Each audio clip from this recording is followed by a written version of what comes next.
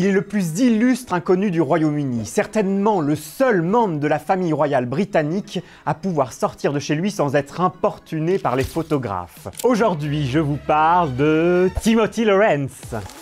Vous l'avez certainement déjà vu ici, au mariage de Meghan et Harry, ou encore là, aux funérailles d'Elisabeth II, ou bien ici encore, au balcon de Buckingham Palace. Et à chaque fois, vous vous êtes posé la même question. Mais c'est qui le monsieur sur la photo? Timothy Lawrence déteste les projecteurs. Il est pourtant le mari de la princesse Anne, fille d'Elisabeth II et du prince Philippe, et sœur du roi Charles III. Il a même eu le droit de poser sur la très sélecte photo de famille du couronnement, avec les membres actifs de la firme, c'est-à-dire ceux qui travaillent pour l'institution monarchique, alors que lui n'en fait même pas partie. La chance! Même s'il n'a aucun titre aristocratique, Timothy Lawrence a toujours évolué dans la bonne société britannique. Fils d'un commandant, il fait d'abord des études en sciences et en géographie, avant de se tourner vers la voie militaire et d'intégrer la Royal Navy. En 1986, il est nommé écuyer de la reine, une fonction qui lui permet de croiser la route de celle qui deviendra son épouse, la princesse royale Anne. Tous deux tombent rapidement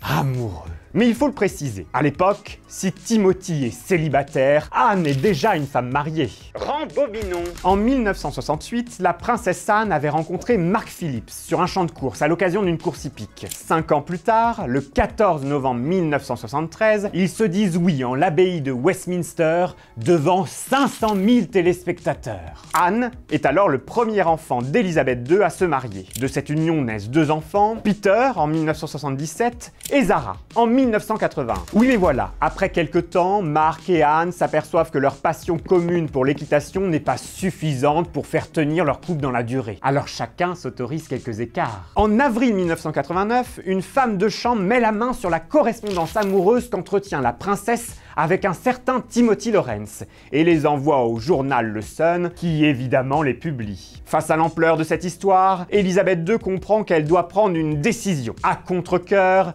elle annonce la séparation d'Anne et Mark. Mais attention, leur séparation, pas leur divorce. Il n'en est alors pas question. 2 ans plus tard, nouveau scandale. Une professeure néo-zélandaise assure que Mark Phillips a été son amant et qu'il est le père de sa fille de 5 ans. Des tests de paternité viennent rapidement confirmer cette révélation. Cette fois, c'en est trop, le couple doit divorcer. 8 mois seulement après cette annonce fracassante, Anne épouse celui qu'elle aime depuis plusieurs années, en Écosse. Mais problème, l'église anglicane n'autorise pas le remariage des divorcés. Alors la princesse Anne, très pieuse, choisit de s'unir à Timothy selon le rite presbytérien écossais, près du château de Balmoral. La famille royale, au grand complet, assiste à la cérémonie. Même la reine, qui ne feint pas sa joie de voir sa fille de nouveau heureuse. D'autant qu'au même moment, le couple de Charles et Diana bat de l'aile, comme celui du prince Andrew et de Sarah Ferguson. Mais ça, c'est une autre histoire. Depuis, Anne et Timothy mènent une vie paisible à la campagne, dans une superbe propriété où ils élèvent des espèces rares de moutons, de cochons et de chevaux. Si officiellement, Timothy ne travaille pas pour l'institution monarchique, il accompagne régulièrement Anne sur le terrain. En septembre 2022, après la mort d'Elisabeth II, Timothy a également soutenu son épouse en suivant le cortège funéraire avec elle de Balmoral à Londres en passant par Édimbourg. Bref, Timothy Lawrence mérite d'être connu et reconnu, même si, selon lui, rien de tel que le vieil adage « Pour vivre heureux, vivons cachés », du moins autant qu'on le peut.